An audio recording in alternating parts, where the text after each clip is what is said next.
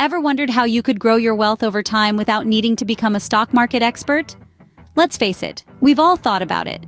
Investing is often presented as a labyrinth only the experts can navigate, and that can be intimidating. It's not as complex as it may seem, though. Many folks believe that investing is a game of chess, requiring intricate strategies and a deep understanding of the market. They envision long nights spent poring over charts, graphs, and financial news. They imagine needing to predict the economy's every twist and turn. And while there are certainly investors who operate this way, it's not the only path to financial growth. In reality, investing doesn't have to be a full-time job, nor does it demand a degree in finance. There is a simpler, more accessible approach to investing, and it's known as passive investing. Passive investing is like taking a scenic road trip. You're not racing against others, you're merely enjoying the journey, trusting the route you've chosen. It's about playing the long game, letting your investments grow naturally over time. You're not trying to beat the market, instead you're aiming to ride along with it. This method is ideal for those of us who don't have the time or inclination to monitor the stock market daily. It's for those who want to invest in their future without the stress of constant decision-making. And here's the good news: anyone can do it. Yes, you heard that right. You don't need to be a Wall Street whiz or have a mountain of starting capital. All you need is a consistent approach, a little patience, and an understanding of one powerful tool: index funds. So take a deep breath and put aside those daunting images of frantic traders and complex charts. Investing doesn't have to be complicated, and that's where index funds come in. Let's dive deeper into this straightforward approach to building wealth. And remember, it's not about getting rich quick, it's about steady, long-term growth. Because when it comes to investing, slow and steady often wins the race. Index funds, what are they really? With that question in mind, let's dive into the wonderful world of index funds. Imagine a shopping basket. But this isn't your average grocery basket. It's a financial one filled with various stocks and bonds. This basket is what we call an index fund. But instead of bread and eggs, this basket is filled with pieces of different companies that make up a financial market index. Now you might be wondering, what's a financial market index? Well, it's essentially a barometer for the stock market.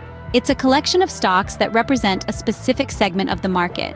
You've probably heard of some of the big ones like the S&P 500, which tracks 500 of the largest companies in the US, or the NASDAQ composite, which is heavily weighted towards technology companies.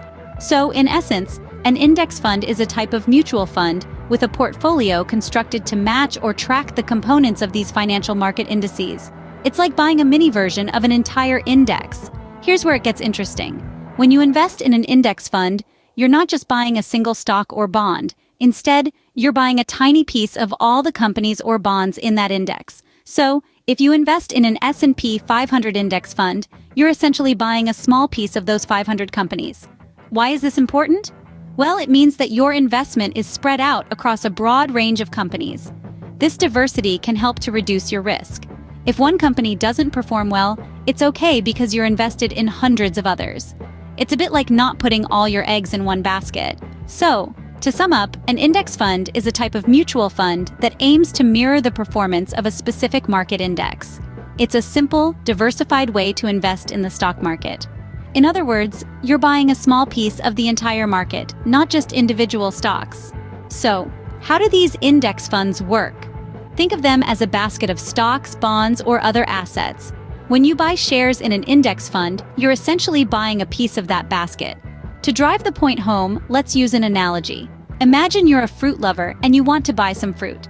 You could go to the market, spend time selecting the best apples, oranges, and bananas, or you could just buy a ready-made fruit basket. This basket would have a little bit of everything, and you wouldn't have to spend time picking out individual fruits. In this analogy, the fruit basket represents the index fund, and the individual fruits are the different stocks or bonds that make up the fund. Now, the performance of the index fund is tied to the performance of the underlying index it tracks. If the index goes up, so does the value of your fund. If the index goes down, well, your fund's value takes a hit too. But here's the thing. The index represents a broad cross-section of the market.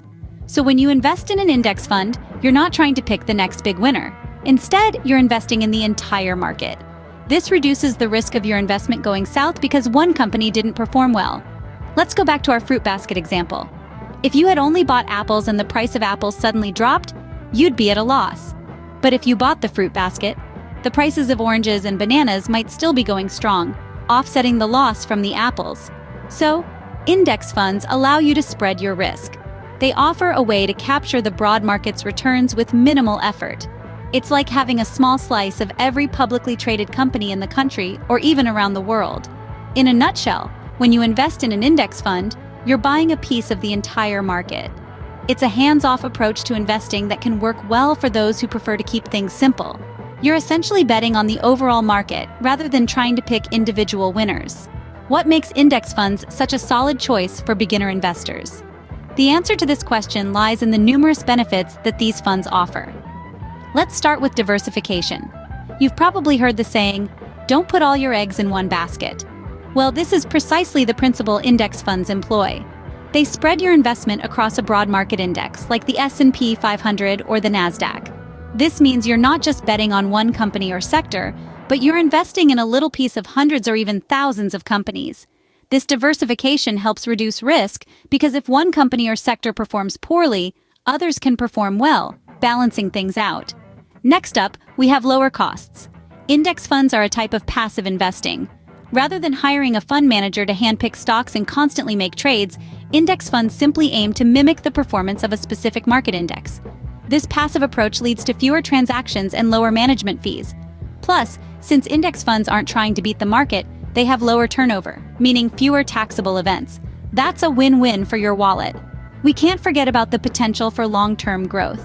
The stock market has historically trended upwards over the long haul, and since index funds mirror the market, they also tend to grow over time. Sure, there will be ups and downs along the way, but if you're investing for the long term, index funds offer a way to tap into this growth potential.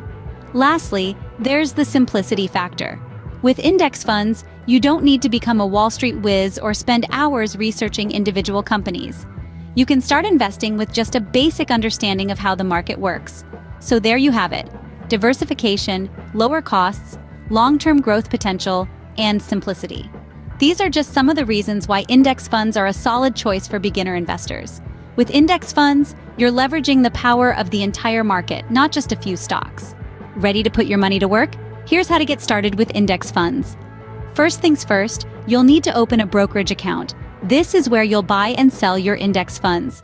There are numerous online brokerages to choose from, each with its own benefits and drawbacks. Some offer lower fees, while others provide a wider range of investment options.